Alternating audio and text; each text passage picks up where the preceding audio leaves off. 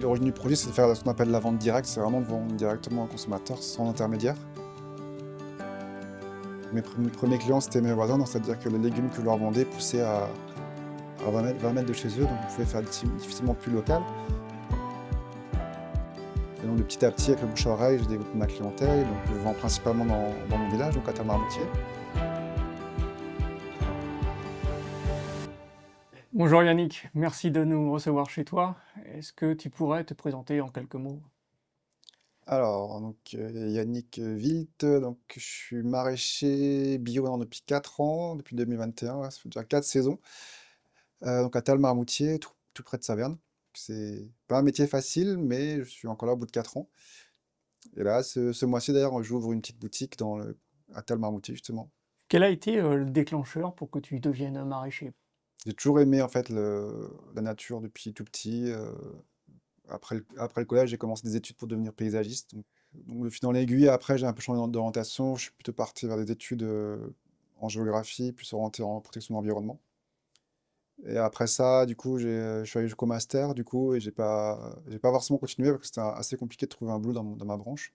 Donc, dans le même temps, j'avais commencé à bosser en tant qu'étudiant dans le commerce, du coup, et j'ai quasiment fait 10 ans dans le commerce, du coup. J'aimais bien le boulot, j'avais plutôt une situation pas trop mal, hein, et du coup, me fait passer mes journées devant un écran, ça, voilà. Ça a été un peu le déclencheur, du coup, et je m'intéressais déjà depuis un moment, du coup, au maraîchage, et puis voilà, j'ai pris le pari de commencer cette reconversion. Tu peux nous expliquer en quelques mots qu'est-ce qu'on entend par maraîchage? Alors, maraîchage, c'est, on va dire, on pourrait dire une discipline agricole, du coup, comme céréalier, laitier, éleveur bovin, ça. Donc, c'est de l'agriculture, du coup, mais vraiment orienté vers la culture des légumes. Donc, ça peut se faire à différentes échelles, de différentes manières. On peut parler de culture légumière, où certains maraîchers vont vraiment faire quelques légumes, les légumes de garde, par exemple, pour l'hiver. Et d'autres, comme moi, qui vont faire ce qu'on appelle du maraîchage diversifié. Donc, c'est-à-dire diversifié, c'est-à-dire tous les légumes que tu peux imaginer qui existent. Donc, ça peut aller jusqu'à 40, 50 légumes différents, avec jusqu'à peut-être 80, 100 variétés différentes. Et aujourd'hui, tu travailles tout seul ou tu es accompagné? Alors, depuis maintenant ce printemps-là, donc 2024, j'ai embauché une ancienne collègue avec qui je travaillais là où j'étais employé avant. Parce que j'ai fait un an de maraîchage quand même chez un paysan du Corosberg pour un petit peu me former. Et du coup, là, j'ai embauché ma collègue du coup là au printemps. Pour l'instant, c'est un emploi à temps partiel.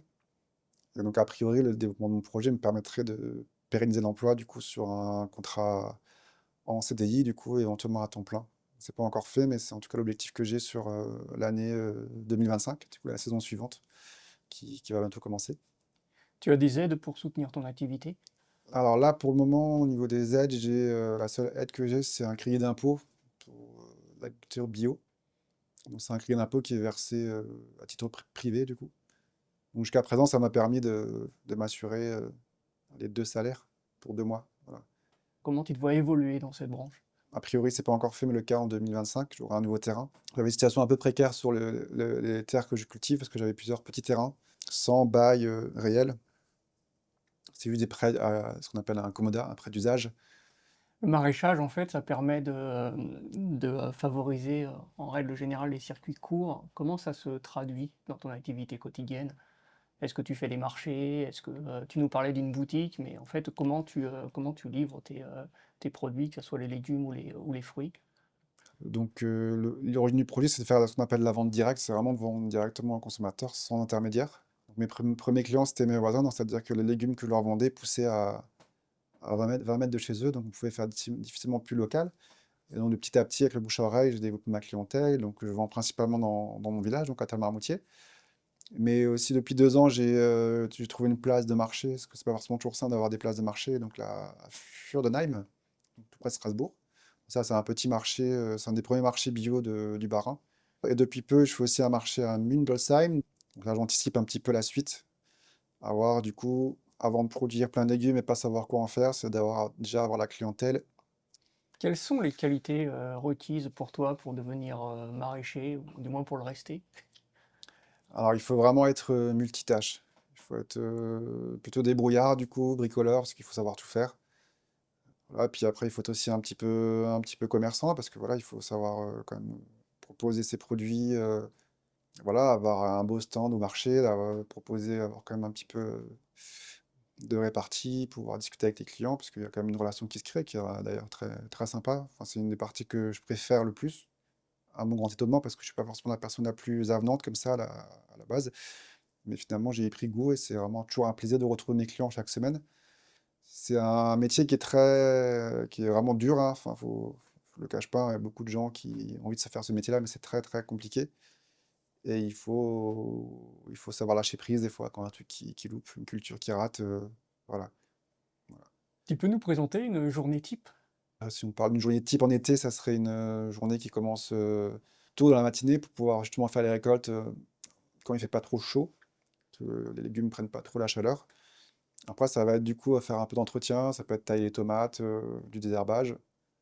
Et après, ça peut être du coup préparer les commandes pour les clients qui viennent le soir, tout préparer aussi pour le marché, c'est-à-dire mettre en colis, charger le camion, tout ça. Et donc c'est une journée qui peut commencer à 7 heures et finir à 20 heures. Et là, tu nous as présenté une journée type d'été. Là, les gens ne se rendent pas compte, mais on est dans les négatifs, là, en Alsace, en ce moment. Quelle est une journée type en plein hiver?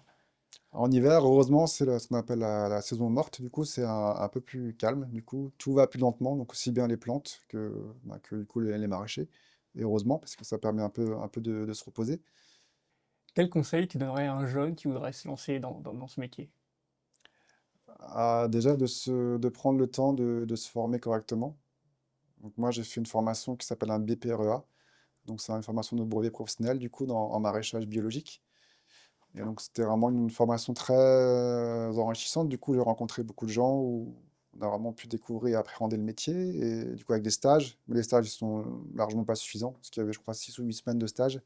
Et après, du coup, suite à ça, faire au moins une année de salariat chez un maraîcher, voire deux, pour vraiment voir la saison complète, le cycle complet. Faire ça pour au moins pour se rendre compte de la dureté du travail.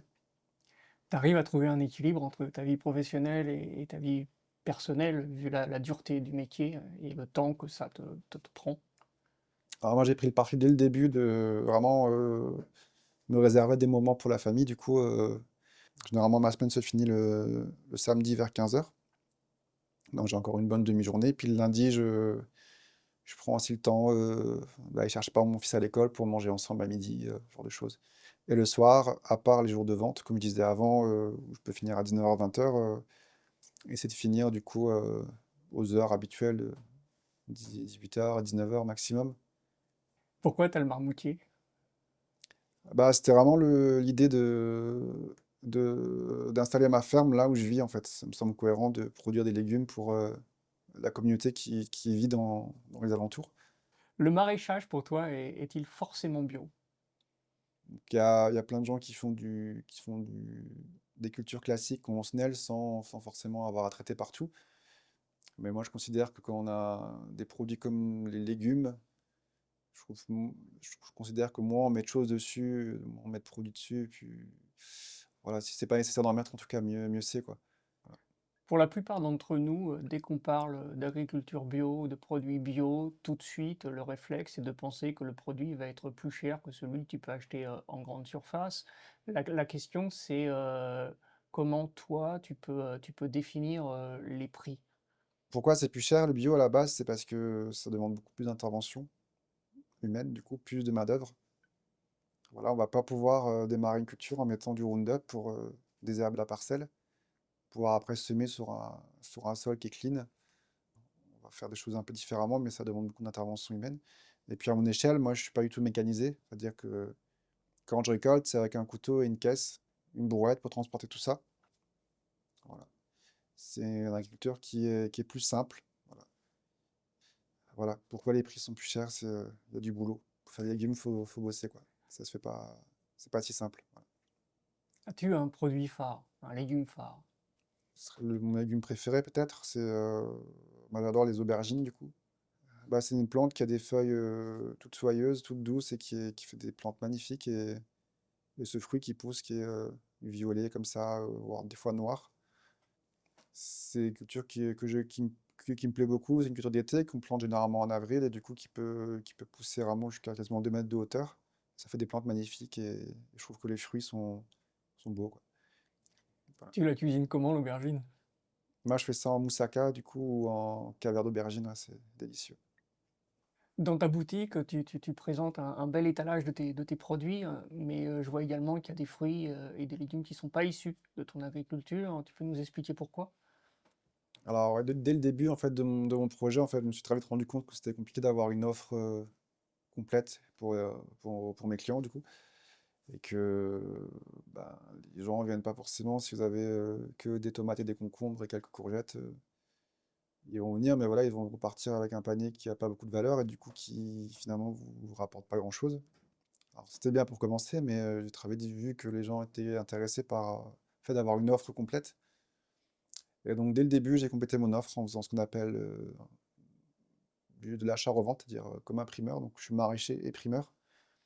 Et donc je complète mon offre du coup pour avoir justement une gamme de fruits et légumes bio complète, où les gens peuvent faire leurs courses intégralement. Et donc c'est aussi ce qui m'a permis dès le début d'être un peu plus serein sur le revenu que je peux dégager de mon activité. Et quel est ton dernier achat dans la région de Saverne? Du coup, ouais, bon, mon dernier achat, alors, depuis un an, j'ai un chien, du coup, qui est le chien de garde de la ferme. Et du coup, bah, j'ai acheté ses croquettes cette semaine. Tu aurais une recommandation culturelle à nous partager? Donc là, en ce moment, j'écoute un groupe qui s'appelle October Drift. C'est des Anglais. Et ils font de la musique comme on faisait ça il y a, du coup, 30 ans, dans les années 90, du coup, avec plein d'effets. Voilà. Entre le grunge et ce qu'on appelle le shoegaze, c'est donc plein d'effets, voilà. Et du coup des textes et des bons riffs bien rock, voilà. Tu aurais une recommandation pour un commerçant avec lequel on pourrait discuter prochainement? Ouais, carrément. Une nouvelle boulangerie à Saverne qui s'appelle Bruckmann. Donc, c'est aussi un peu un projet qui ressemble un peu au mien, d'une reconversion. Et ils font des super pains bio du coup et vraiment je recommande à fond. Il y aurait une question que tu aimerais qu'on te pose et que j'ai complètement oublié de te poser? Ben, souvent les paysans ils prennent pas de vacances, donc est-ce que je prends des vacances? Alors, Donc, est-ce que tu prends des vacances? Oui, si on revient sur la partie privée-pro, équilibre entre la famille et le boulot, effectivement, c'est autant que possible. Donc là, ça va être à Noël, déjà une semaine, j'arrête tout pendant une semaine. Et après l'été, c'est au moins une semaine à 10 jours, où on part en vacances. Voilà. Parce que beaucoup d'agriculteurs ne prennent pas de vacances. Et c'est compliqué de dire à ses proches qu'on part pas en vacances. Et même moi, j'ai envie de partir en vacances. Donc, On va aborder maintenant une série de questions pour essayer de te connaître un peu mieux. Quel est ton mot préféré? on dit souvent du coup. C'est bien pour, comme beaucoup de gens, je crois, ou ouais, du coup, ouais, Celui que tu détestes, j'y arriverai pas. le bruit que tu préfères, Autant que possible par ce qu'on peut définir par un bruit, parce que c'est le son de ma guitare. le bruit que tu détestes, Tous les bruits un peu parasites quand j'ai besoin d'être au calme, du coup. ton groupe de musique préféré? Pour lequel tout a commencé, c'est Nirvana. Ils étaient passés dans l'émission télé américaine, là, sur la série d'Unplug. T'en avais pensé quoi? Bah, j'aime beaucoup parce que j'ai commencé à part faire de la musique en faisant un groupe de rock avec des guitares acoustiques. Du coup, ouais, c'est un peu le départ de tout ça, quoi. Donc, ouais, on va dire le Nirvana Unplugged, du coup, l'MTV Unplugged. Quel est ton animal préféré? Le chien, du coup, Ta couleur préférée? le vert. Ton chiffre fétiche? 13, T'as un plat préféré? la moussaka. Et alors tu peux nous expliquer la recette de la moussaka? Déjà avec un max de légumes, donc celle que j'ai mangée quand j'étais une fois à Rhodes, du coup, ils commencent par des pommes de terre, du coup, et après ils mettent le ragoût. Et du coup, après les aubergines, la sauce tomate, du coup, et pour finir, de la béchamel, du coup. Vraiment le plat bien complet, quoi. Yannick, merci beaucoup pour cette discussion. C'était un réel plaisir de discuter avec toi et d'apprendre finalement ton métier. Non, c'était chouette. Ok. Bah, merci à vous deux aussi pour le temps que vous prenez. C'est un beau projet aussi que vous avez débuté là, donc c'est vraiment chouette.